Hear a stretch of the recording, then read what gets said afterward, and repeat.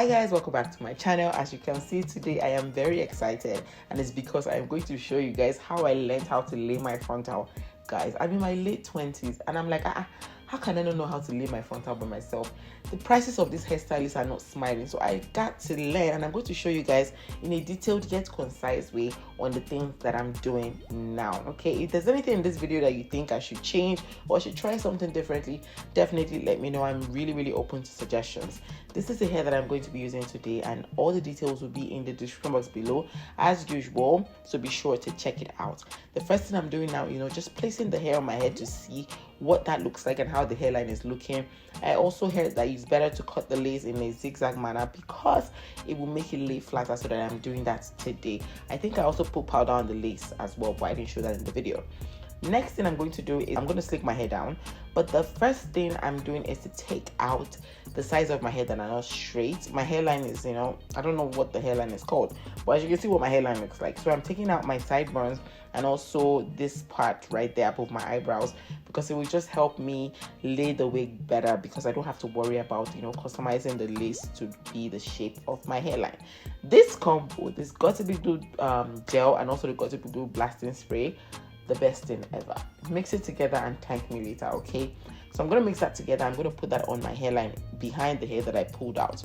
And the trick is to make sure that you do really thin layers. I'm going to do 3 layers of this. So I put the first layer on, I'm going to blow dry it, and then I do that 2 more times, okay, making 3 times. At the 3rd time, I'm going to make sure that the gel that I put on is kind of tacky, not dry. You want to make sure that it's still sticky, so that when you put the wig on, like I'm doing here, it actually sticks to the gel. If it's dry, it's not going to stick, okay? So I'm just putting that on here, feeling for it. You can definitely adjust this in the first few seconds, but after a while it starts to get dry and you don't want to pull the hair just like that, because it can rip out your own natural hair. So just be watchful of that.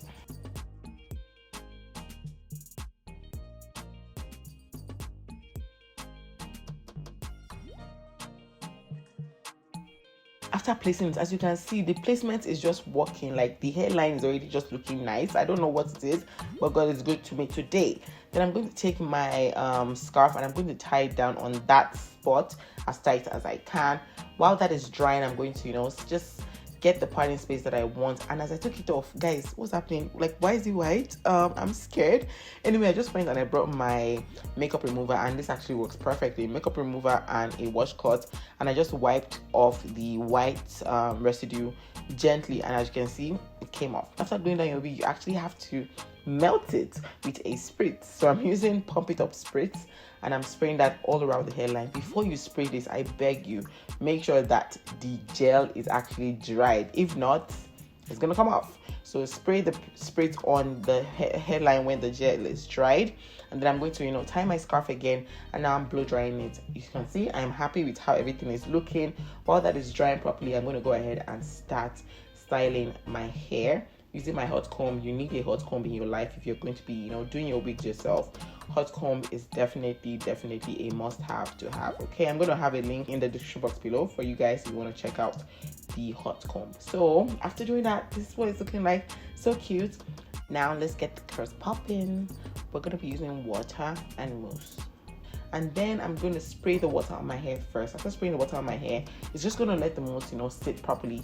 Mousse is definitely something that you need, especially when you're wearing curly hair, whether it's synthetic or not. Definitely have a mousse. It just helps the curls pop so much more, and the curls will actually stay popping for a while. After doing all of that, I'm just taking out the scarf that I tied, and do that gently in case something is just tugging anywhere. But this is basically what it's looking like. As you can see, I am happy about this. Like, I'm like, okay, that's not bad. Like, it's actually like a frontal. I feel like I can actually pull my hair back and not feel awkward. The hair that I put on in front was making it look weird, so I just kind of slicked that into the hair itself, and I think it worked. It was not bad, especially because the color of my hair is not like, I don't know, whatever. It was okay. But this is me just feeling myself. Next thing I'm going to use is my concealer, and the concealer is just to put on the parting space to make the parting space pop more. I feel like I put too much concealer, or maybe my brush was too wide, but I think it worked out at the end of the day. Now I'm just using my hot comb again. Like I said, hot comb is a must-have. She just, press everything down. This is basically what it looks like. I was supposed to do my makeup, but honestly, things got busy and I didn't have time to do my makeup. But this is the hair. Let me know what you guys think. This is just me looking at the hair, and this is me also trying to take a thumbnail for the video. Like I was trying different poses, and obviously this was the one that worked because that's what's on my thumbnail. Anyway, thank you guys. Bye.